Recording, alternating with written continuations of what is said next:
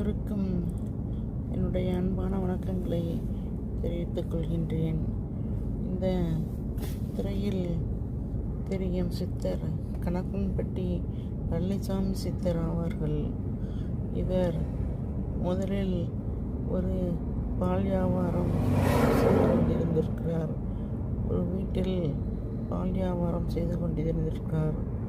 அப்பொழுது அந்த இவர் பால் ஊற்றி வியாபாரம் செய்து கொண்டிருந்த குடும்பத்திற்கும் இன்னொரு குடும்பத்திற்கும் பகை ஏற்பட்டு இவரை அடித்து ஒரு